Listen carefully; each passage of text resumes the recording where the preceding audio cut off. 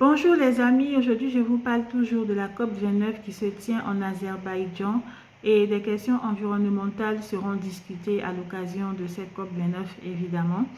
Et j'ai fait le lien entre les questions environnementales et les droits de l'homme et en même temps les questions de croissance économique, d'industrialisation, ce qui m'a amené à vous parler aujourd'hui des questions de santé et sécurité des travailleurs des mines.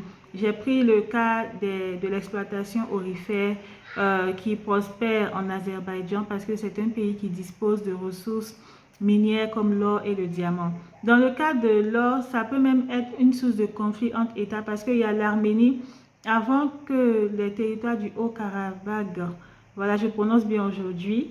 La dernière fois, j'ai fait quelques petits lapsus dans ma vidéo, j'ai mal prononcé, c'est Haut-Karabagh. Et en 2022, je pense, le ministre des Affaires étrangères de l'Azerbaïdjan a accusé l'Arménie d'avoir exploité via une société, une multinationale occidentale présente en Arménie, d'avoir exploité une mine d'or et rejeté des polluants dans l'eau, dans la rivière qui s'appelle Arax. Et même l'Iran se plaint régulièrement de cette exploitation aurifère non conforme aux normes qui pollue le fleuve Arax parce que vous savez que l'exploitation aurifère parfois fait recours au mercure et ne respecte pas la convention de Minamata sur le mercure ou fait usage du cyanure qui sont des composés très toxiques. Le mercure par exemple est néphrotoxique, c'est-à-dire il a une toxicité sur les reins, neurotoxique, il a une toxicité sur les cellules nerveuses et le mercure est extrêmement volatile. C'est un composé peu soluble dans l'eau, donc il peut se mélanger avec d'autres composés et former des composés très toxiques, des polluants qui peuvent affecter la santé humaine. Et encore plus quand ce mercure ou ce cyanure sont rejetés dans l'environnement suite à une exploitation qui ne respecte pas les normes environnementales. Donc le ministre des Affaires étrangères de l'Azerbaïdjan et même les autorités iraniennes se sont plaintes de l'exploitation aurifère en Arménie qui ne respectait pas les normes environnementales. Et donc, c'est un exemple de questions, de problématiques qui intègrent à la fois les questions environnementales, de droits de l'homme, mais aussi de prospérité, de croissance économique. Et j'ai voulu m'intéresser particulièrement à la question de la santé et la sécurité des travailleurs dans le domaine de l'exploitation aurifère. Parce que moi-même étant originaire du Mali, je suis originaire du Mali et j'ai grandi en Côte d'Ivoire, donc j'ai aussi la nationalité. Donc je suis donc ivoiro-malienne. Donc au Mali, c'est un grand pays producteur d'or, mais l'exploitation de l'or ne respecte pas souvent les normes environnementales.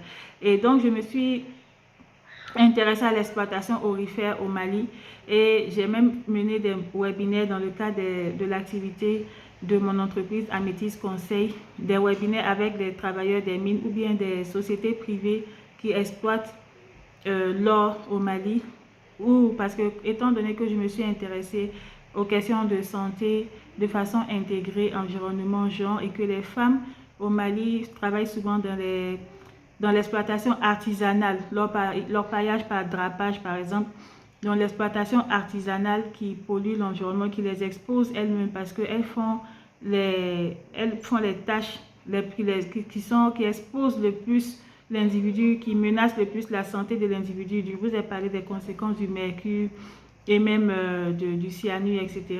Donc, elles sont les plus exposées à ces dangers liés à l'exploitation artisanale de l'or.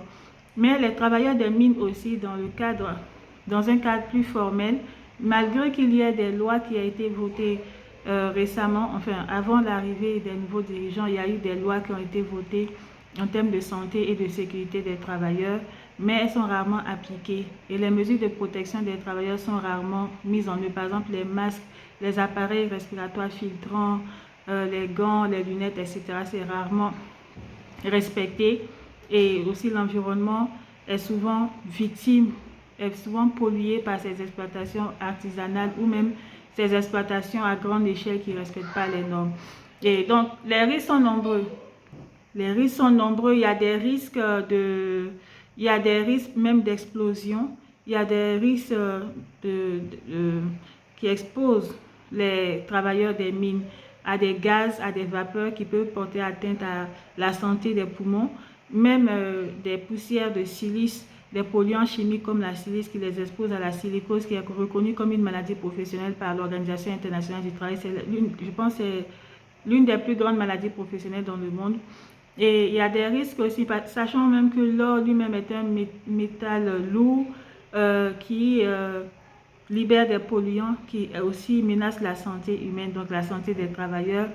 Et la législation aussi est faiblement appliquée. Par exemple, l'examen de santé à l'embauche pour connaître la santé, l'état pulmonaire du travailleur, savoir à quel poste il peut être affecté, l'environnement même de travail, la ventilation, l'humidification et aussi la formation des travailleurs. Tout ça, c'est négligé. Il y a aussi des aspects importants comme les consignes, afficher les consignes de sécurité. Tout ça, c'est des actions à mener. Tout ça, c'est des actions à mener, excusez-moi, pour respecter les normes fixées par l'Organisation internationale du travail. Donc, les organisations internationales, il y a des conventions. Il y a des conventions qui obligent les États. Il y a aussi des syndicats, des internationales de syndicats qui fixent des normes pour les travailleurs et c'est rarement respecté dans un pays comme le Mali. Et donc, nous avons voulu faire ce webinaire à l'intention des travailleurs des mines et des dirigeants d'entreprise pour plusieurs raisons. D'abord, pour alerter sur la nouvelle législation en matière de santé et environnement de l'OMS concernant des composés comme le mercure, le cyanure, concernant les communautés locales, c'est-à-dire les femmes qui sont employées dans l'exploitation aurifère artisanale dont la santé, qui sont exposées à des dangers concernant leur santé. Nous avons voulu alerter les législateurs, donc les députés, sur des lois qui peuvent proposer pour protéger les travailleurs des mines, pour protéger les communautés locales, donc l'environnement.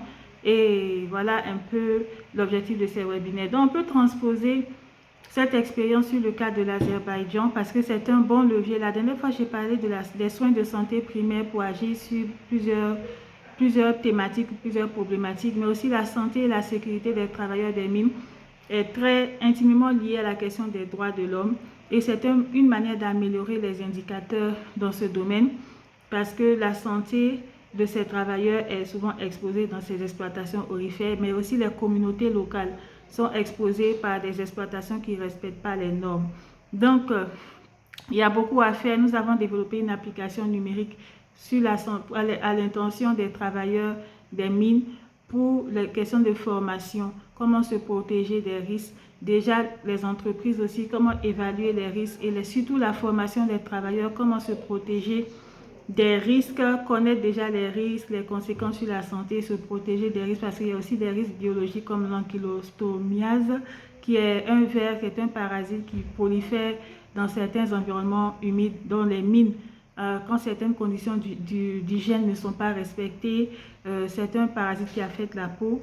Donc, vous avez vu, il y a les poumons, la peau, il y a des risques de toxicité rénale, neurologique, il y a tous ces risques-là qui sont malheureusement peu connus et les décideurs publics peuvent travailler en collaboration avec les décideurs privés, peuvent agir par la législation en légiférant et aussi en obligeant les acteurs privés à respecter les normes, à mieux former les travailleurs, à les faire travailler dans un environnement de travail sain qui respecte les normes internationales et même les normes locales. Et aussi à moins impacter négativement les communautés locales, à moins impacter négativement l'environnement. Puis on sait que ces fleuves-là relient plusieurs pays souvent. Il y a plusieurs pays qui sont concernés par le même fleuve. Donc quand une multinationale exploite l'or, par exemple en Arménie, et qu'elle ne respecte pas les normes et que les polluants chimiques, pour ne citer que ceux-ci, sont déversés dans le fleuve, il y a plusieurs pays qui vont être concernés et plusieurs communautés qui vont être concernées par cette pollution. Donc c'est aussi une question de coopération internationale. En tout cas, c'est un bon outil, un bon levier pour agir sur les questions de droits de l'homme et pour créer davantage de connexions, pour créer un partenariat entre le public et le privé. C'était mon petit live d'aujourd'hui. Merci.